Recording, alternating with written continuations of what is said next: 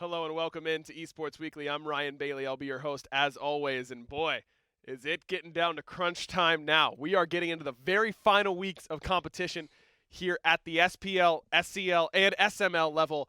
And so I'm glad you're tuned in because we've got all your up-to-date information right here coming for you on Esports Weekly. Also, a pretty sick top 5 plays this time around, including a #1 play that I didn't think I'd ever see.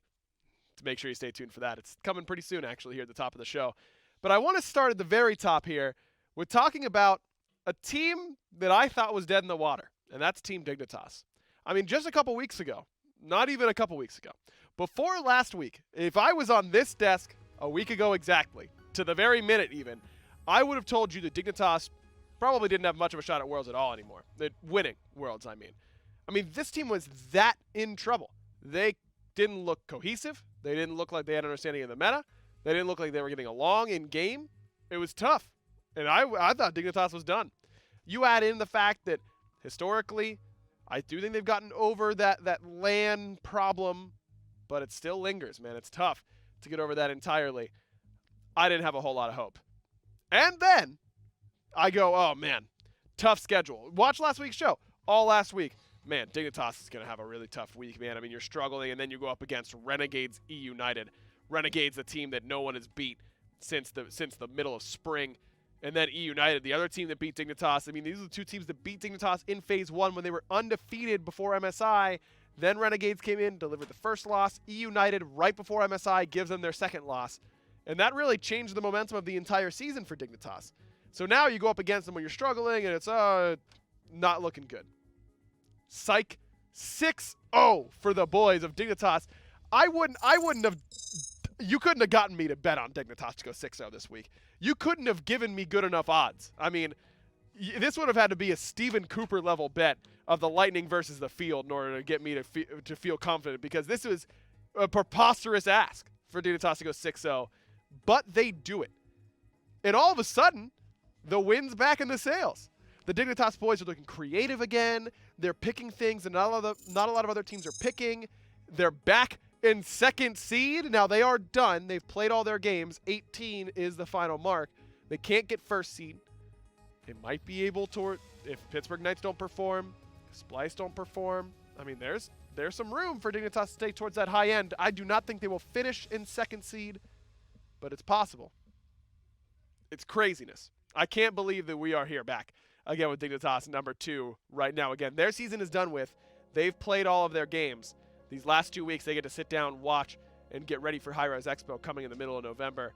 But, man, it is crazy to think how far this Dignitas team has come. And I don't think it's a coincidence that it happens right as Herwin moves back into the mid lane, Ataraxia moves back into that long lane. Look, man, I get it. You play Hunters in mid right now. You played Mages in Duo. It makes sense. Put your Mage player in the Duo lane. That's where the Mages are being played. You put your Hunter player in the mid lane. That's where the Hunters are being played. But so much about competitive level Smite is the mental game, and it's the communication game, and it's the synergy game, and it's the comfort level that's important to you.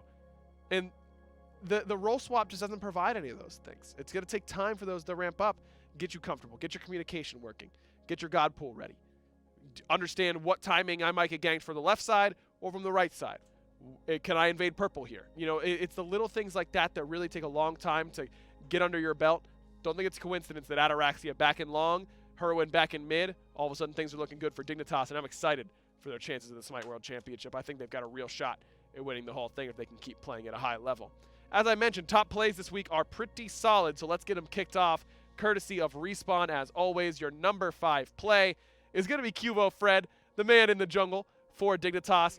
He popped against the Renegades, man. He was on fire, including this Circuit game #2. Look, this route from Trix Tank, obviously a huge deal. But it looks cooler from Fred's perspective, so we went with his. I'm just saying that Cobra's Kiss, left, right, we like those around here. #4, you might have heard of this kid, Layers Slays. He does a lot of that at the SCL level, slaying that is. And he got 4 in one fight as the Thanatos, as Hype Unit secured their spot at LAN. I mean, these boys, real good. Layers, really one of those guys who's really, really good. He did it against the top end of competition. He'll do it again.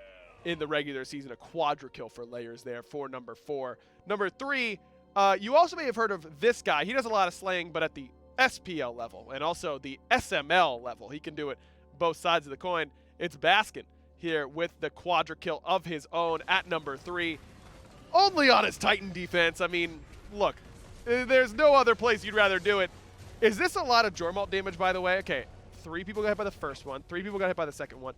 If only there was more space for the Cryptic members to stand in the Titan room. Unfortunately, they all had to stand on top of one another. At least I can assume that based on what I saw right there. Now, number 2, Scream has been making plays all year. It's truly a crime that we haven't had him on the Respawn top 5 plays yet. And today, we are remedying that crime. He's coming in the number 2. Look at this man thread the needle with the Achilles, just right around the edge. That is a work of art. That is 6,000 IQ in motion. My man gets the Twitter follow buff and instantly rises to number 2 on the top 5 plays. No coincidence for Scream. He's playing at a high level right now. And then there's number 1, a play that I never thought I'd see as long as I casted competitive Smite. It's Khepri. He's really good. We see Khepri in top 5 plays all the time. In fact, he's been in 3 plays, though, on the receiving end or on the right team. A Rising Dawn tick steals this Fire Giant. What a joke, man. Little tiny ticks of damage, no one even close. I could not believe it when I saw the replay, dude. That is, how much damage is that doing? 16 damage, and he gets it.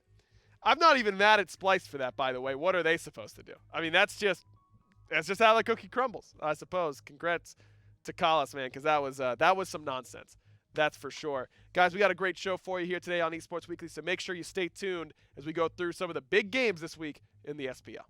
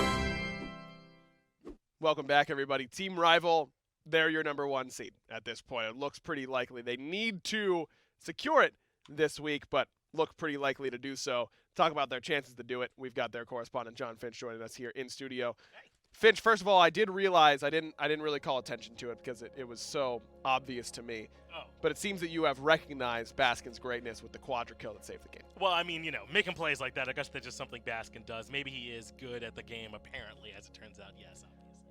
Hot take by you, by the way. I'm willing to go out on that ledge, wow. I like it. I'm willing to do that. I like it a lot. Look, Finch, I mean, Rival, they beat Obey here. They are your first seed, it looks like. Right. I mean, this is one that should happen, yes. Right? by all accounts, this should be a pretty clear win, I would say, here for Team Rival. And Obey has been looking a little bit better. They were kind of the first ones to show us that no blessing start. They did it with Mineral and Weaken in the jungle and support, and I think that did catch some teams off guard. But Rival's now had some time to adjust to that. You're still going to be worried about Obey. Their willingness to kind of run over you in the early game, especially when Minerals and aggressive supports, is going to be a problem. But Rival match into that pretty well. PBM loves to be aggressive early on. Captain Twig can play multiple different play styles as well for them in the jungle. I think if they're able to overcome that early game start, they should be in a pretty good spot, I think, to grab this win. And then, as you said, lock up the first seed. And that is, I think, important. I mean, first and second, not a huge difference between the two, I don't think, but it could mean the difference between playing a team like Renegades before the finals or in the finals, obviously securing one of those top 2 seeds gets you a spot against one of those teams that has to play in placements. Exactly right, and first seed gets you the second team, right? So that means that you could potentially be facing even a Simplicity if they make it through the minor league, an LG. I do think there's a really good chance SK are in that first slot. They appear to be the very next best team, and I wouldn't imagine they wouldn't make it. So I do think there is something significant to being able to avoid a hot SK team. Remember all the damage they did last year, and it's almost virtually the same spot. Coming back up through that placement stage, they lost their first game, and they went on a tear. I think they made it all the way to semis as a result. Very nearly. So if you could avoid that team, I think that's a pretty big deal, very likely where they'll be. So then if your first seed is Rival has a chance to be, then you can avoid that. And don't forget that the team that SK team then Trifecta beat in order to get to the semifinal was Polar Bear Mike and Panda Cat on the old eUnited roster. There you go. Maybe they want the revenge. I don't know. Maybe they just in here for this game. Look, I mean, this Rival team, when we talk about them all year as a perennial favorite, I was asked the other day if I had to put money on it, who am I betting on to win Worlds? I feel like Rival's kind of a hard team to bet against. They are, man. This team has played so well as a team. I feel like I've been saying it for a full calendar year now because I have been. I've been their correspondent this whole time. But no one plays better as a 5-man unit than Rival. Even Renegades, who I think their teamwork has been unstoppable lately, except for when they were stopped 3-0. But aside from that, they've been largely unstoppable. Rival, I think, has been even slightly above that. The way they play as a 5-man unit. And Panda Cat always is the one I point to in that because he's really stepped up into that mid lane role. He synergizes so well with Captain Twig, synergizes so well with Polar Bear Mike. And then later on in the game, you have Fine OK rotating in to try and handle stuff for you. You got Arkle popping off in the long lane. This is obviously a team that you have to be worried about. Now, if you're Obey and you're going up against this team Rival squad, what are you looking at to try and make happen? Because it is looking like it's an uphill battle. It's an uphill battle, and to me, I think it's actually pretty darn simple. Mineral has to have an insane game if Obey are going to be able to win this one. When he plays really well, they look night and day different. Honestly, there are times when Mineral really, really struggles and times when he's able to step right up. So if they're going to do that, they're going to play through him, probably active and early in the early game with some support from Weekend, trying to shut down Polar Bear Mike. PBM likes to go aggressive. He will try and do those invades. He'll do some various starts. If they can punish him in that early game, get some early kills there, get Mineral and Weekend up to a really good start, then they have a chance. So if you're Rival, I'm letting anything else happen except for that if I'm on the side of Rival. It just kind of feels like when Rival's at their best, it's because PBM is playing something kind of odd, playing Fenrir when really no one else is, except Neil Ma, and really making it work. And then Arkill's also making early rotations to mid and killing the enemy supporter mid laner all the time. I mean, I think those two members, traditionally the duo lane, not so much in this meta, are huge X factors for this team. I'm right there with you, man. Arkle will solo you all 3 games in a row, and then they will 3-0 and move on. Or Arkle will get 3-0 twice in a row, and suddenly Rival have to make a big comeback or something like that. That's a player that you absolutely have to lock down. Another one that's worth mentioning, though, is that solo lane matchup and how Ducky and Fine OK can match over there in the short lane. Because Fine OK rotates a little bit sooner than most supports do. I mean, they haven't seen it yet, but he was even talking about that in the solo roll queue. Make sure you check that out when it does come out, about how important it is to make sure you capitalize when you're actually at your most effective compared to everyone else on the map. Fine OK's nuts at that. He'll get to level 13 and be suddenly involved in mid-game fights you don't expect him to. So Ducky has to make sure he's keeping an eye on that as well. I mean, this is the last time we see Rival, right? They only have one game this is their last game. The Smite World Championship. So I guess I should just ask you now, how do you think their chances are when it comes to winning Worlds? Rival, man, like you said, they are a clear favorite to me. I think that it's between them and Splice and Renegades as the real top dogs moving into this event. But Rival has something that I think that not a lot of the other teams have, which is that Polar Bear Mike and Panda Cat are somehow the best combo I can think of off the top of my head right now, just in terms of success over the last 3 years. 2 finals appearances, or not finals appearance, but 2 really big performing seasons in a row, and they still don't seem to get enough credit. Those 2 guys are going to be coming in with a huge chip on their shoulder to make sure that not only are they winning, but that they're winning in a way where you can no longer overlook them. Yeah, I mean, you win World Season 4, be the best team in your region all of Season 5, then only get to quarters, but that's okay. And then Season 6, they've been #1 seed basically all year. I don't know what more those 2 guys have to do, but it feels like they don't quite get some of the respect that they deserve. They've been nuts together. I think they're good. Yeah, that's pretty fair. If I had to assess them, it would be good. Yeah. Oh, good. And I do have to assess them. I'm their correspondent. Yeah, that's kind of your job. Finch, thank you very much for joining us and for finally recognizing the Church of Baskin. We'll be right back here on Esports Weekly. Hunter reporting in. Specimen acquired. I don't know why you put such a high price on these things. They barely put up a fight. I'm en route to the drop point for payment and transfer. I want these things off my ship. I Don't trust a job this easy. Hunter over and out. Don't keep me waiting.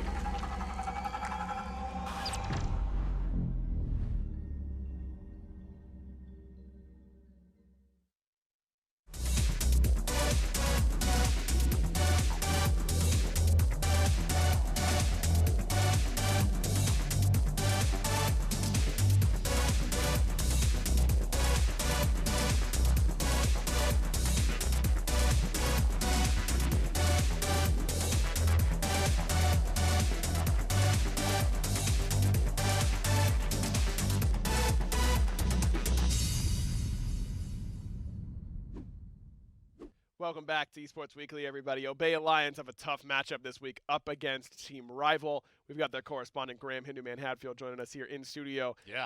Graham, I'd want to start off with talking about their set that they just had up against LG, because obviously we had some problems, couldn't bring that to you, unfortunately. But you were there the whole time. Can you give us the rundown of it? I'm not going to lie, I'm really sorry we couldn't bring you that action, because it was probably one of the best sets I've seen in a while of, like, lower-end teams taking on lower-end teams, both trying to prove a point, and it was a back and forth in the set too.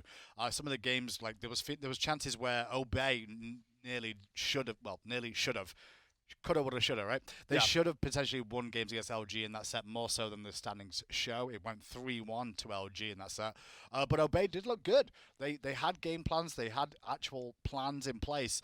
It was through the early game, and that's what I was going to talk on this week. Of like, I think that's where we start to look at now with the placements coming up, and these games not mean so much on paper, but they do mean something in terms of potential standing influences, because that can still happen with them and LG based off results, that they could catapult still above LG, because Obey have 2 games left, LG just the 1. So that does have a knock-on. So room to move here for Obey Alliance, but it's up against the team in Team Rival. That's going to be a difficult opponent to do it against. But, I mean, if their strength is the early game, we've seen historically when Rival struggles, it can be in that early stages. Yeah, there was a lot of rotation from Weekend in the early stage to look towards the duo lane if we've seen the junglers get started with the supports or vice versa. So there's a lot of opportunity here. Weekend's going to be the major focal point in this one. I think I mentioned a week or two ago where I was like, I wanted to see the other players step up on this team to join Weekend. And granted, I feel like they did, and we're starting to see a lot better things out of them. I do feel Obey have a real shot at qualifying for the World Championships through the placement stage. But to get there, I think it's all about the work towards the end of the season now to solidify what their style is, what their game plans are going to be, and adjusting to what the Worlds and placement meta will be. I think that they did a large part in setting the current meta, so that's a good start for them, I'd say. Certainly this no blessing start for the jungler, it was really attributed to Weekend and for good reason.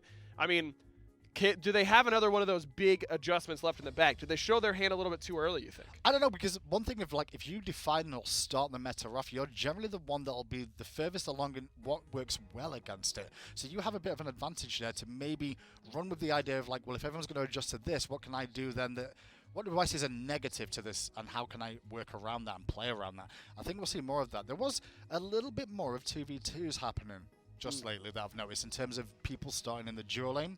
It's weird that we're seeing support start in the jungle and jungles potentially starting in the duo lane. We may see more of that.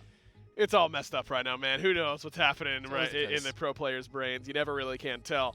I mean, you say that you think they've got a shot at making it to the Smite World Championships through that placement week. What does that run look like? You know, what needs to happen in order for that to become reality? I think realistically it's going to, well, some of it is going to be the rub of the green in terms of how the placements work out, in terms of where everybody falls, in terms of who faces off against who. But I do think it's more on them to play to their highest potential and less look at the opposition that they're up against, because I do think on any given day they can take games off the teams that are replacements. I don't think there's anyone they can't beat. But there is a tendency to maybe overlook teams, and that's a concern for me. With any team that like has been SPL level and then drops to the placements and doesn't auto-qualify, there's going to be that tendency to overlook our position. We've seen it happen before. It's always a concern. MSI was a prime example of that. Yeah, I think that it's also a little bit different when you're a top-end team. It's like, okay, we don't have to worry about it as much because we're so good. But I think that's also a concern for these bottom-end teams, because they're going to be so worried about, okay, we have to be able to beat SK Gaming, you know, the top seed in the placements. They might not be as prepared for the minor league team or the console team they play. Those minor league teams are also on not looking at SK. They're looking at the bottom end of the SPL. Like, we can beat them and show that we deserve the spot in the league. It's the same sort of thing that we saw out of Insignum last year, funny enough, and that led Insignum onto a really good run that showed that Lazar and Joshi were good enough to get picked up for pro play. It's what the minor league teams are looking for. They make it Worlds. It's a boon. It's a bonus more than anything else. Their job is to try and solidify themselves a potential spot in the SPL. Absolutely. All right, so let's look at this matchup for Rival versus Obey in particular. Are you looking early game? Am I trying to set Mike behind early? What's the game plan? I don't think you can really set Mike behind it. I mean, Mike will probably naturally get behind if he goes for the speed buff invades that we see so often. But we already know Obey like to lean on the fact of maybe starting this boot start.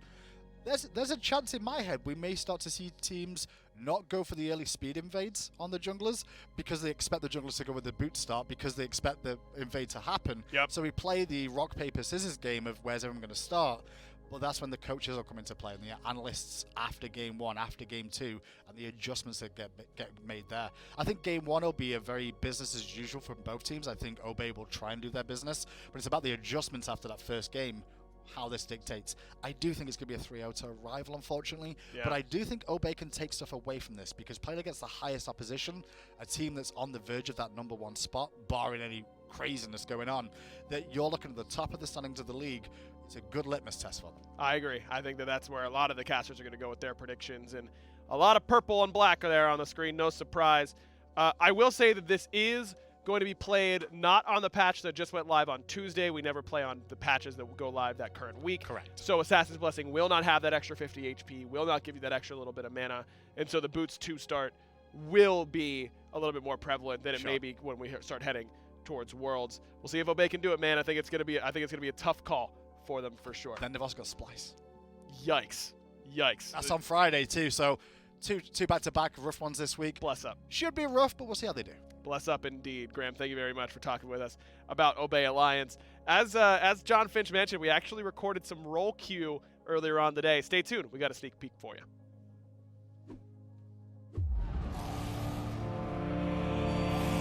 The darkness threatened to overcome our light. But a glimmer of hope escaped the shadows of the underworld.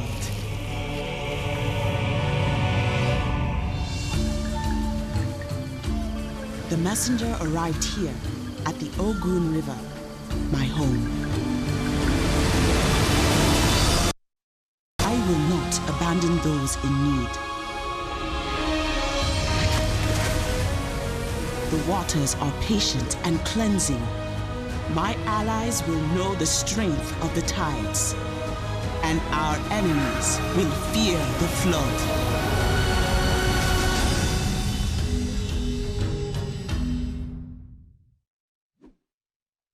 Earlier on today, I got a chance to sit down and do the roll queue episode for Solo Laners, an episode that you guys have been requesting very, very heavily.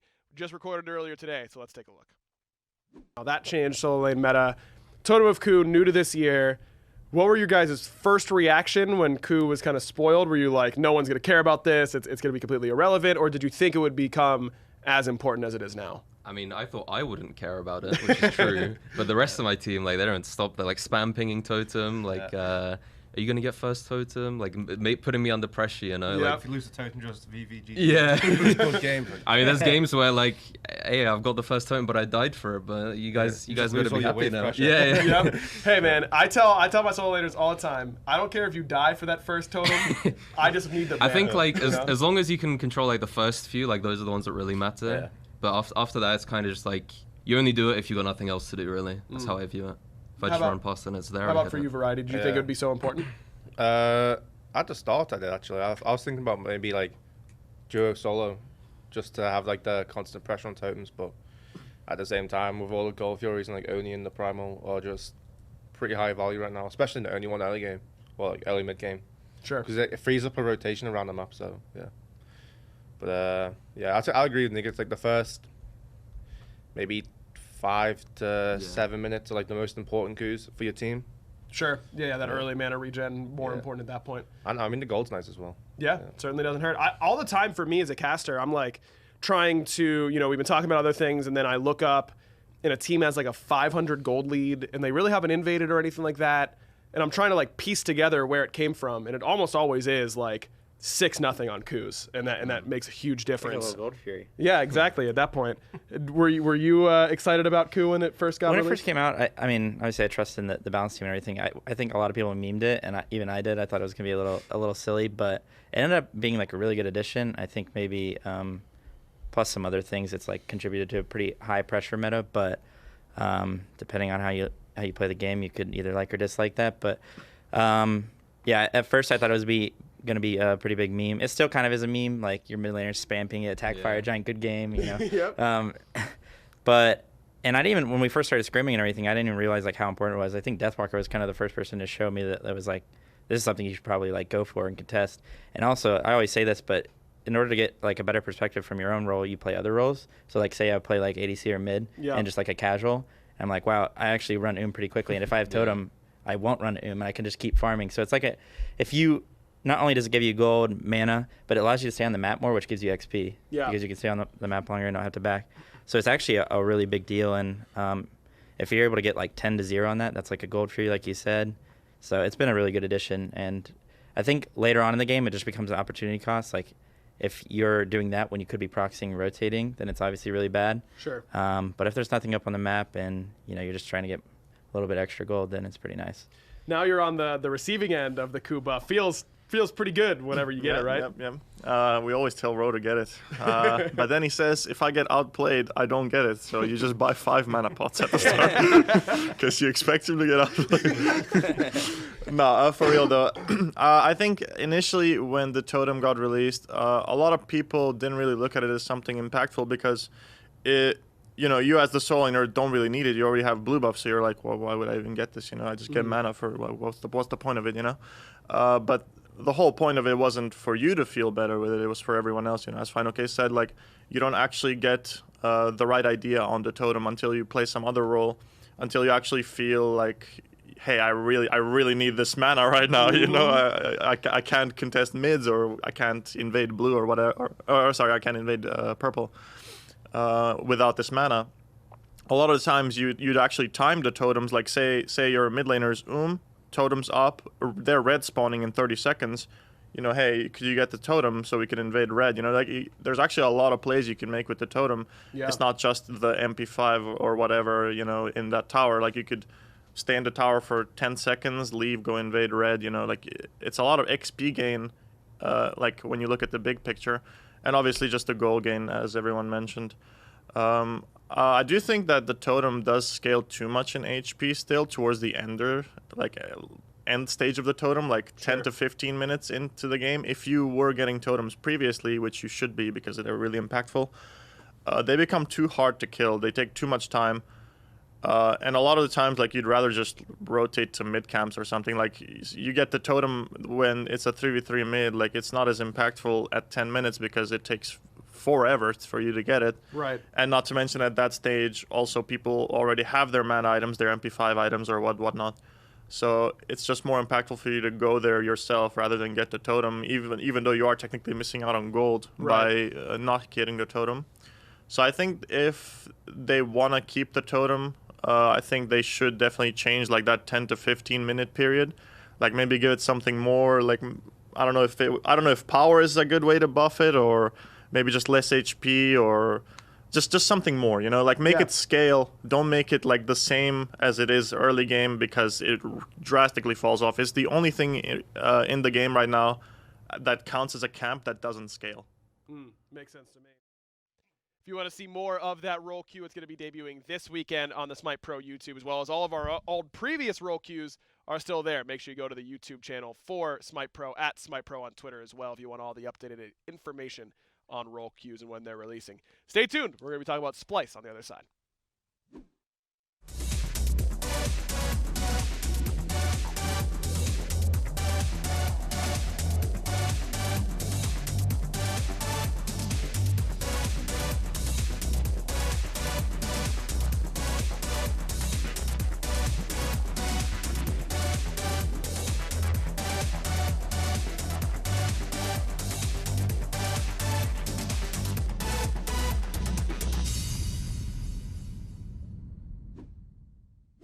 Welcome back, everybody. Splice has a doubleheader this week, but it is against the bottom end of the SPL. The 8 and 9 seeds are who the defending world champs are going to be taking on. We've got their correspondent, Tom Battinger, joining us here in studio.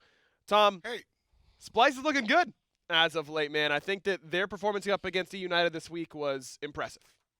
absolutely. Yeah, no, I totally agree. eUnited, though, is hard to use as a barometer. I think eUnited is a team that worse than SK flipping a coin, right? Their upside and downside is really impossible to sort of pin down. So as far as how, proud of Splice I am, if that's the word you want to use, I mean, cool. Sure. Yeah, fair enough. And now they've got a couple matches that might be a little bit easier. Though the LG one, maybe not the case. I mean, LG beat Rival recently. I mean, that's one that I think could give them some problems. I will get to that specific matchup in just a little bit because I do want to talk about what they might be overlooking, which is these teams, because Worlds is coming up very, very soon. Right, and, I'm perhaps guilty of it a little bit myself. I didn't even ask them about the matchups this week. It was a quicker conversation. I really started talking about Worlds in general. And talk about what the meta will be, if it will be the same here. We've already seen teams shift away from the idea of Hunter mid, Mage long lane. We've seen teams kind of go more traditional. That said, teams are still experimenting. So I was asking the Splice boys, what are you expecting to see at Worlds? What team do you think will have the best handle on it? And how different will it be from what we're watching right now? Obviously, the team thinks they're going to have the best handle on it, but really they said that it should be very different from what we're seeing right now, and that's what was most exciting to me. Like, we have sort of a glimpse of what's going on, but teams already have a phase 2 in the pocket. So when we're looking at the teams that they're going to play against this week, I think that at the end of the day, LG might force out one of those pocket. I don't even want to call it a pocket strategy, but sort of the next coming of the meta. Sure. I mean, it's certainly a team that can end up giving them problems. I mean, LG looks really good a lot of the time. They have that high end for sure. Consistency still a little bit of a factor. Also, I think that the way that Xaylia plays in that solo lane is so important to what LG brings that I'm looking at Solo Patrol right away to have a big set. Absolutely. SOT, one of the up and comers here in the league, has looked really, really strong, and definitely kind of shedding his rookie skin real quick. Excuse me. Still a little bit under the weather. Splice going to try and kind of capitalize off of what they were able to learn watching Xaylia over there in that long lane. I think for Solo Troll, it's less about him and what he does in that lane specifically, and more about how they're able to affect the team once they rotate. SOT is going to have access to one of his stronger characters, Cheer, with the boost. But realistically, what I'm looking for here, Aggro, is the team play. LG is a squad that a lot of people kind of, look at Phase 1. Stop looking at Phase 1. This team didn't exist. I know I'm here talking about Splice, but let me shift to LG right quick. This is a team that has been around for 10 weeks, maybe even less than that. Lasbra in his natural position, and even some of the other changes, this all happened recently. So what you're seeing is the team going up and up when other teams have already got a chance to do so. Splice, are they going to lose to LG? That's probably a tall order, but I think that LG can force Splice to show a little bit more of their hand. It certainly could be the case. I mean, LG has that top end for sure. I do think that Splice, I mean, Venenu's playing really, really well as of late. I don't think he died in that set against eUnited in all 3 games, and if Ven can start clicking and get to that high extra level, I think Splice becomes a world's favorite. It's interesting. I think Splice becomes a world's favorite. I think they maintain being a world's favorite if Venenu doesn't force himself to become anything that he isn't, or I don't want to say he can't be. There probably doesn't need to be. Exactly. That's the key for me. Is Venenu has allowed this team to be successful because he just acquiesces to the star talent around him.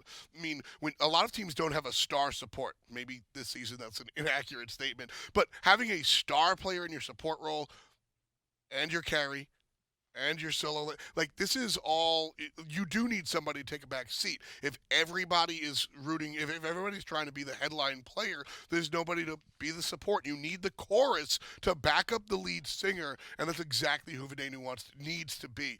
And luckily, that's who Venenu wants to be as well. If Venenu wants to step up and get 12 kills, that takes away what's going on with SOT, that takes away what's going on with Cyclone Spin. So if he's able to just concentrate and continue what he's doing, which is the best thing you want to hear as a fan, I think that's where Splice are at their absolute best. And then they've got a game on Friday up against Obey Alliance as well. I mean, this Obey team Still has that upside potential, but we know it's a little bit less than Luminosity just based on their record against top-end teams and in the head-to-head between those two squads.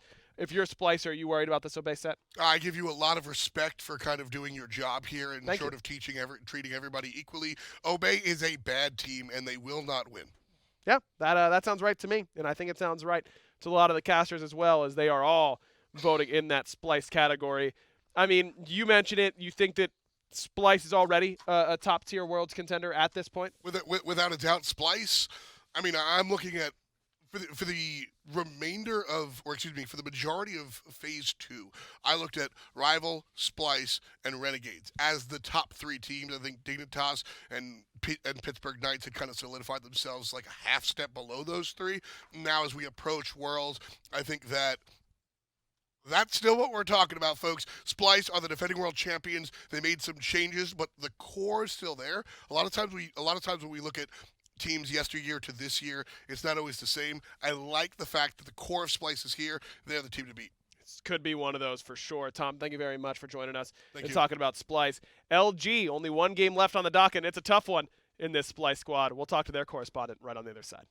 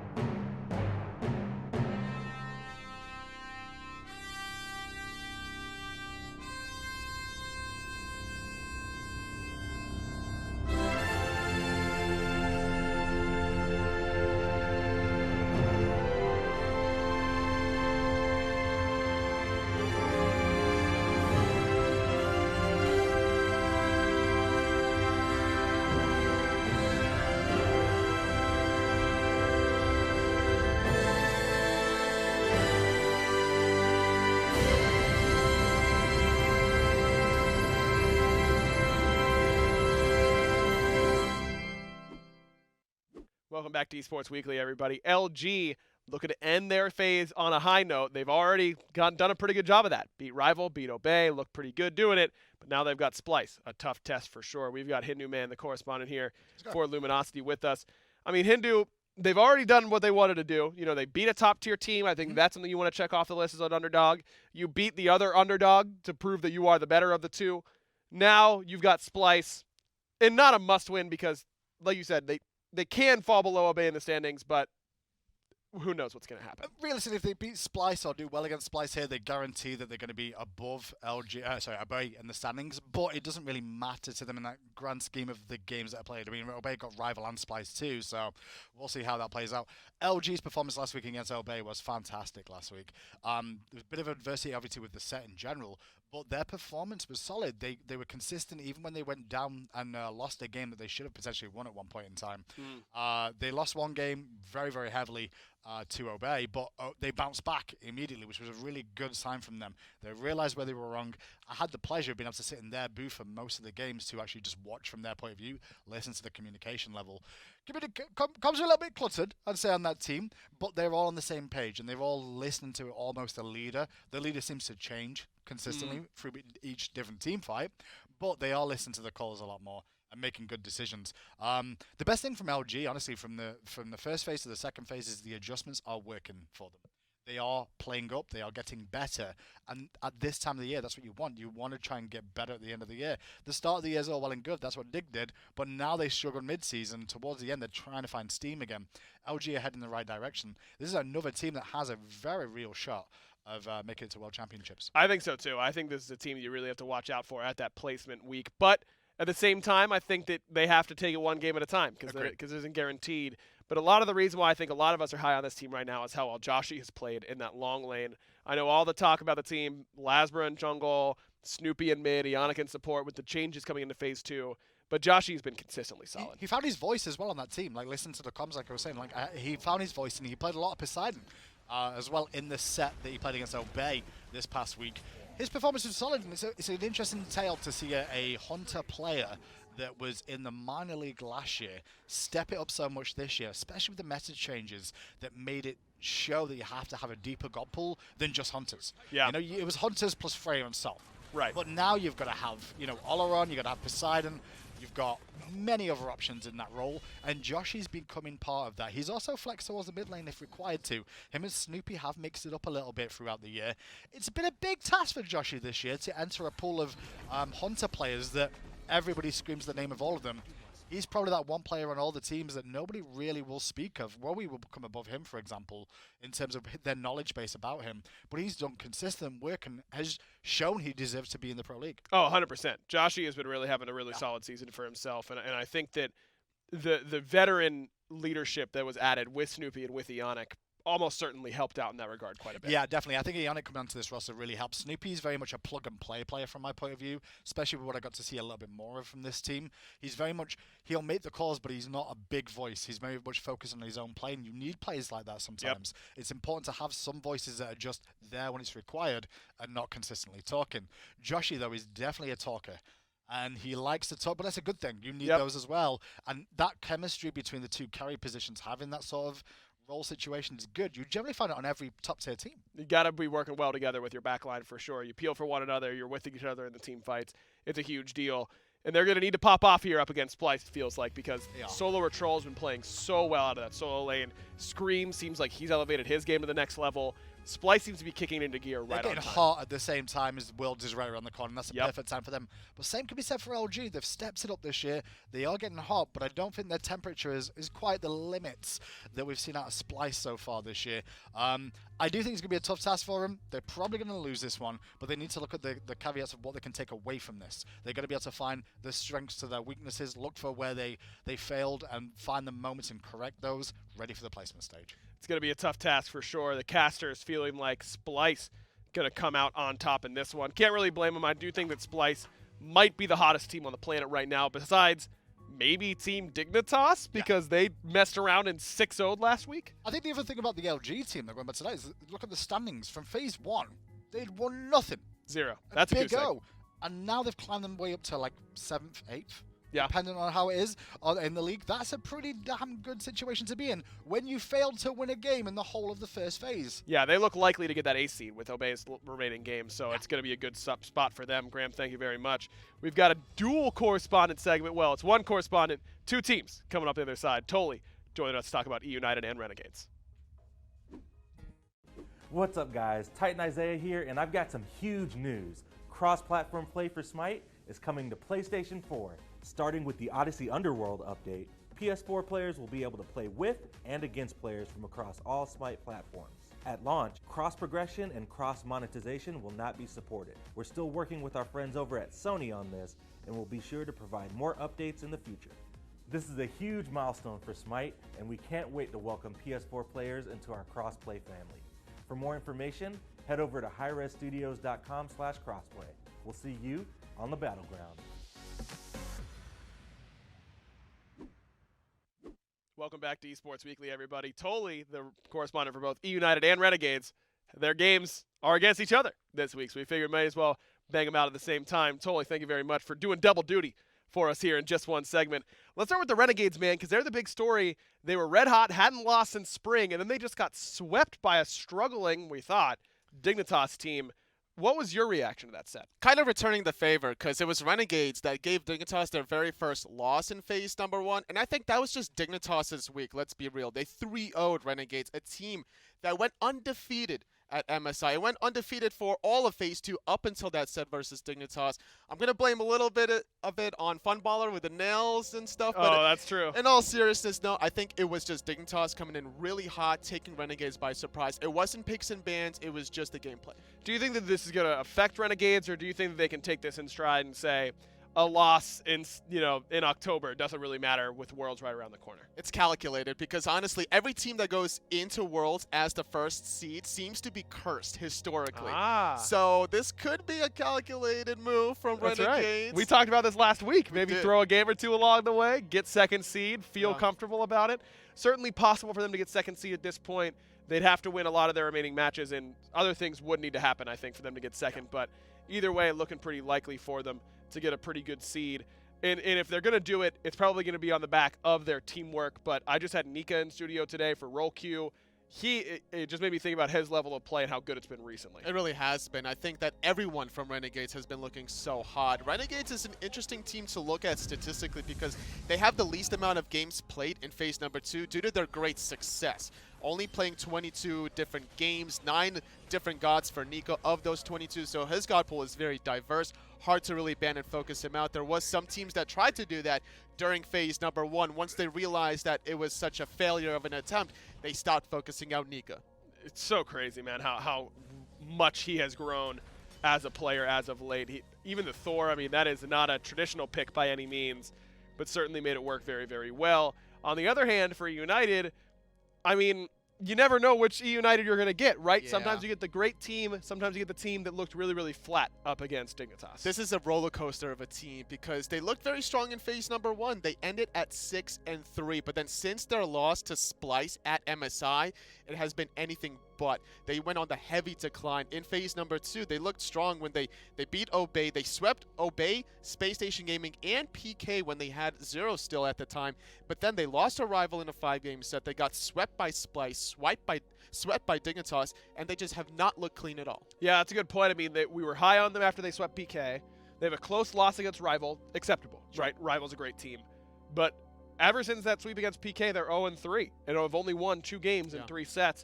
Do you think this is a set where they could potentially turn it around? I don't think so. Even though eUnited did come out with a victory against Renegades in phase number 1, that last week performance was just uncharacteristic out of eUnited. I think it was a lack of practice, honestly, if I'm being honest, because Emilito looked so bad in that last set versus also Splice and Dignitas. His KDA versus Splice, 0.55. His KDA versus Dignitas, 0.76. This is not the kind of performance that eUnited needs out of the Season 3 Worlds MVP. That's certainly not going to cut it at this level. If you want to be winning Worlds, certainly got to be doing a little bit better than that. I mean, is that where you're looking in this one, Funballer, maybe with nails returned to where he's comfortable with, or maybe he's adjusted by now to the longer nails up against Emilito? Could be. We saw how aggressive Emilito was against Ataraxia and Heroine in different points in the game. I think he fell into a very calculated trap from Dignitas. I'm not expecting that to be the case against Renegades yet again, but knowing Funballer, he likes to spar a lot as well. It could be a lot of fireworks in that matchup, but if I really look at the jungle matchup, I'm expecting Ice Ice Baby against Cherio to have more fireworks. When eUnited's looking at their best, it's going to be usually because Ice Ice and Kalas are really working well as a unit and moving around the map. Early game, very important, but that is something that the Renegades usually do pretty well in, as we should be getting ready to look at predictions here pretty soon. Renegades looked really good, throughout the year, and I'm not too surprised to see 4 votes for the Cowboys here. I mean, look, the Renegades, they lose one set, I get it. They've still lost once since spring. I think they're going to be okay. Yeah, their last loss before Dignitas was actually up against Rival 4 months ago in phase number 1. Wow, that is craziness. This Renegades team still clicking. I really think that they probably have stuff left in the tank that they just didn't show up against Dignitas, understanding that it's not a super important set. I still think Renegades are a top-tier contender for the title. I think so, too. They're definitely top 3, if not the favorite to actually win Worlds. Can't disagree with you there. Totally. Thank you very much for joining us. SCL and SML coming to a close this next week is going to be the very last. So what happened to set us up for the final week of competition in those leagues? Stay tuned to find out.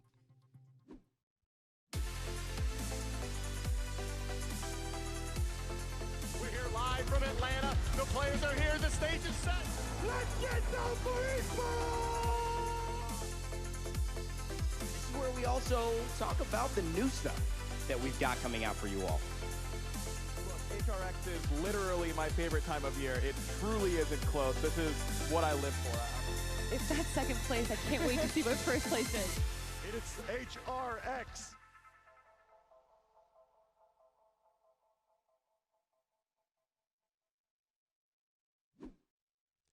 Welcome back, everybody. As I mentioned, this last week that just happened for the SCL and SML was the second to last week of competition. So a lot of interesting scenarios are now afoot, including a huge game that you may have missed in PS4 NA.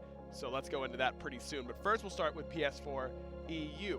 Aerial Arise is already locked up this region. This region is over and done with. Aerial Arise, I will say, regardless of their level of competition in their region, Outcold Gaming was the top card before in Phase 1. They came to LAN. They did okay. Aerial Arise is definitely the best team in this region, and it's no surprise they are sitting at 9-2. I'm excited to see what they can do at the placement stages. As for Xbox EU, if you watched the episode for Esports Weekly 4 weeks ago, I probably told you that Rival has clinched and they are good to go. Rival has clinched and they are good to go. This region has been over and done with. Rival stays undefeated so far. Only one more week, they would have finished off at 12-0. Now, in PS4 North America, things got spicy. Nemesis is a team that has all these Xbox World Champions. I mean, guys who have had a lot of success over on Xbox, veteran competitors. They're going to win, right? I mean, they were undefeated in Phase 1. There's no way anything happens here in Phase 2. Wrong. They have been really, really close with Big Money Esports, and they had the big game last week. And guess who came out on top? It was Big Money. And let me tell you, if you didn't see it, it wasn't close. I don't know what's going on in the Nemesis household, but that brand of Smite was ugly. Chalk ADC included for my boy Zaxi. Now, theoretically, I don't know. I mean, Big Money Esports, they could lose. Nemesis could win. I don't know if it's plus minus, but the head-to-head, I think, is in Big Money Esports' favor. It's Big Money Esports who are going to come to LAN, man, and that is crazy to me. I mean, that PS4 NA squad for Nemesis had so much talent. Really big credit. I think that I probably done them a disservice, especially on this show, by saying that Nemesis is playing poorly and all this stuff. And while I think that's all true, I think that does take away from the credit for Big Money Esports. So congratulations to them. Xbox in North America, also one-sided, it feels like. Hype Unit is the best team in this region. Hype Unit is coming to LAN. It shouldn't be a surprise to any of you. These guys are the best team on Xbox and will continue to be the best team on Xbox, and really the best team in all of console by my estimation. Let's move on to the Smite Minor League, shall we? Because this next week is going to be a spicy one. Let's start with Europe, because Simplicity, they're coming to LAN. They're locked up. Fails has a huge performance up against Flashpoint. Fails continues to play better and better and better, and I'm excited for Simplicity's chances, man. I would not be surprised if it's Simplicity who end up making it through that placement week in one of those two slots. They are that good, man. They've got real talent over there on that side. Outcold Gaming sitting at 6-3, looking pretty good, but gotta close it out here next week. Not positive off the top of my head who their matchup is, but that's why you gotta tune in on Tuesday at 11 a.m. to find out. We open up with that EUSML this Tuesday here on Mixer.com/SmiteGame, and then of course in the North American SML, things got spicy. It was a big game this week for Hype Unit. They got a much needed win over the boys of Exilium. Sanguine, they are a good team. They had a bye week this week, but this is the big matchup now. Armada versus Sanguine. Winner goes to LAN. That's it. Winner take all. Hype Unit got their win. They're sitting at 7-3 with an 8+-. There's some tiebreaker nonsense. Tune into the broadcast on Tuesday and get all that extra information on what all of the situations are.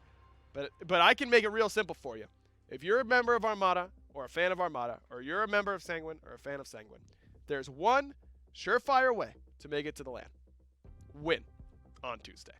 Big week coming up for the North American Smite Minor League, so make sure you get tuned in for that 11 a.m. on Tuesday, as I mentioned.